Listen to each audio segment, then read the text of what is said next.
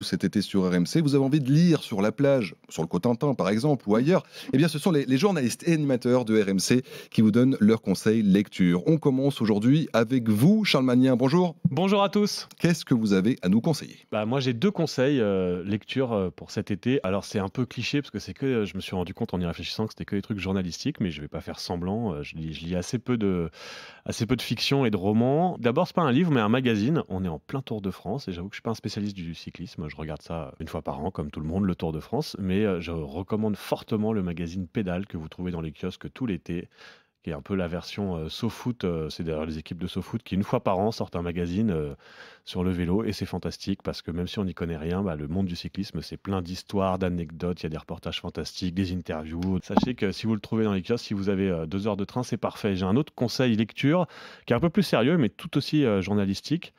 C'est en fait, cette saison et depuis plusieurs années, on parle beaucoup de Marseille, dans l'actualité sur RMC, mais à chaque fois, bah, on en parle 2 3 jours quand j'ai envie de dire quand ça pète, quand il y a un problème, quand il y a un règlement de compte, quand il y a une grève des éboueurs, quand il y a de la vétusté dans les écoles et cetera.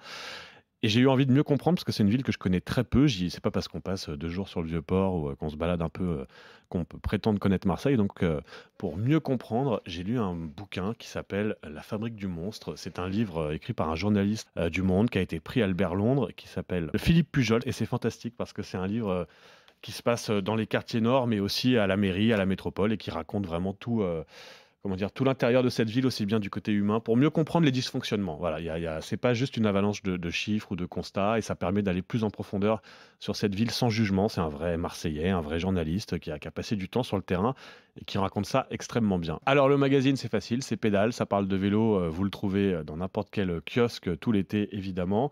Et puis le livre s'appelle «La fabrique du monstre», c'est aux éditions Les Arènes et l'auteur s'appelle Philippe Pujol et c'est fortement recommandé si vous voulez mieux comprendre Marseille. C'est bien noté, merci beaucoup, Charles. Un